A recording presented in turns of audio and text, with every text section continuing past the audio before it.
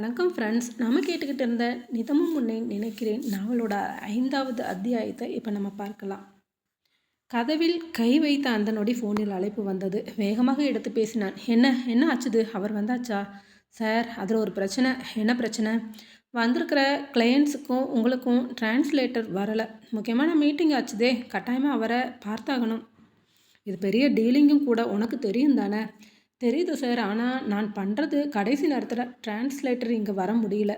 ஏதாவது செய்யுங்கன்னு சொல்லிட்டு போயிட்டாரு. என்ன பண்ணுறதுன்னு தெரியல. நேபாள் தெரிஞ்சவங்க இங்கே இருக்கிறது ரொம்ப கஷ்டம். பேசும்போது அவருக்கு சொல்லணுமே. சார் சார், நான் உங்களுக்கு உதவட்டுமா? என்னால் உங்களுக்கு உதவி செய்ய முடியும் என்று சொல்ல யோசனையோட ஒரு நிமிடம் இவளை பார்த்தேன். நீ என்ன உதவி செய்வ? எனக்கு ரொம்ப நல்லா நேபாளம் பேச தெரியும். நான் கொஞ்ச நாள் அங்கே இருந்திருக்கிறேன். ரொம்ப தெளிவாக பேச முடியும். என்னால் டிரான்ஸ்லேட் பண்ண முடியும். ஆல்ரெடி நான் இங்கிலீஷில் பேசுவேன், அவர் நேபாளத்தில் பேசுவார். உன்னால் முடியுமா? கட்டாயமாக முடியும். எனக்கு இங்கிலீஷ் ரொம்ப நல்லா தெரியும். நீங்கள் என்ன பேசினாலும் என்னால் புரிஞ்சுக்க முடியும். அதெல்லாம் ஒன்றுமே பிரச்சனை இல்லை. எனக்கு கிட்டத்தட்ட 18 மொழிக்கு மேலே தெரியும். அத்தனை மொழியிலையுமே என்னால் பேச முடியும். நம்புங்க என்று சொல்ல யோசனையோடு அவளது முகத்தையே பார்த்தான். எனக்கு முக்கியமான மீட்டிங் இது. ஒருவேளை இது கரெக்டாக வந்துச்சுன்னா எனக்கு பெரிய உதவியாக இருக்கும். ஓகே சார், ஆனால் நான் ஒன்று கேட்கட்டுமா? நான் வந்து அங்கே பேசினா எனக்கு என்ன தருவீங்க? புரியலை, நீ கேட்குறதோட அர்த்தம். புதுசாக ஒரு ஆளை டிரான்ஸ்லேட்டரை அழைச்சிக்கிட்டு போனால் நீங்கள் அவங்களுக்கு சம்பளம் கொடுக்கணும்ல. அந்த சம்பளத்தை எனக்கு தருவீங்களா என்று சொல்ல, எவ்வளோ வேணும்? நிச்சயமாக நீ செய்கிற வேலைக்கு தகுந்த சம்பளம் தருவேன். இந்த பேச்செல்லாம் ஆகாது. ஒரு வேளை பேசி முடிச்ச பிறகு வெறுமனே 100 200 கொடுத்தா என்னால் ஏற்றுக்க முடியாது. சரி, எவ்வளவு வேணும்?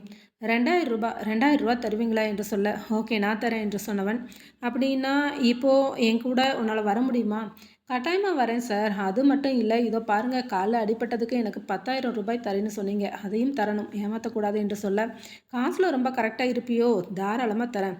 இது பெரிய டீலிங். இது மட்டும் எனக்கு ஓகே ஆச்சுதுன்னா 2000 இல்லை, எக்ஸ்ட்ராவாக 1000 ரூபாய் போட்டு உனக்கு தருவேன். ஓகேவா என்று சொல்ல இவளை அழைத்து கொண்டு புறப்பட்டான். ஆமாம், நான் உங்ககிட்ட ஒன்று கேட்கணும் என்று வண்டியில் செல்லும்போது கேட்க, என்ன கேட்கணும் சொல்லுங்கள், நான் பதில் சொல்கிறேன் சார் என்று ஆர்வமாக விசாரித்தாள்.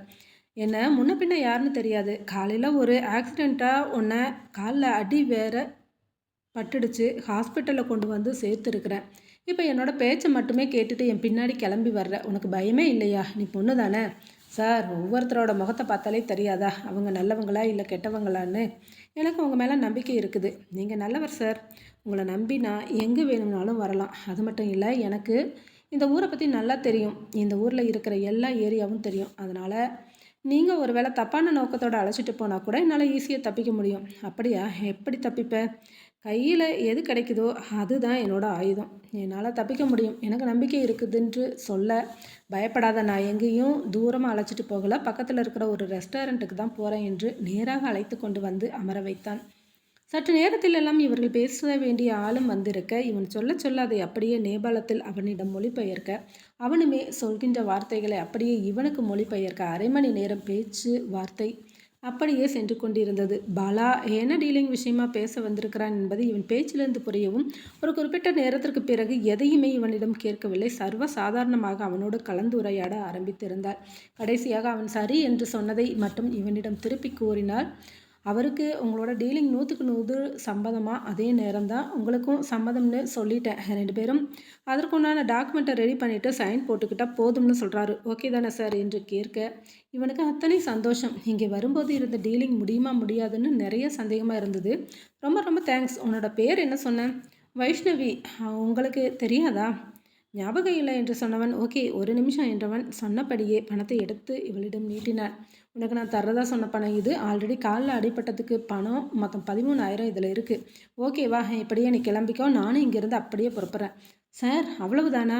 வேற என்ன வேணும்? உனக்கு தர வேண்டிய பணம் தந்தாச்சு. இதுக்கு மேலே என்ன எதிர்பார்க்குறேன் என்று கேட்க, ஒன்றும் இல்லை, ஜஸ்ட் ஒரு சின்ன டவுட்டு, அதனால தான் கேட்குறேன். என்ன உனக்கு டவுட்டு?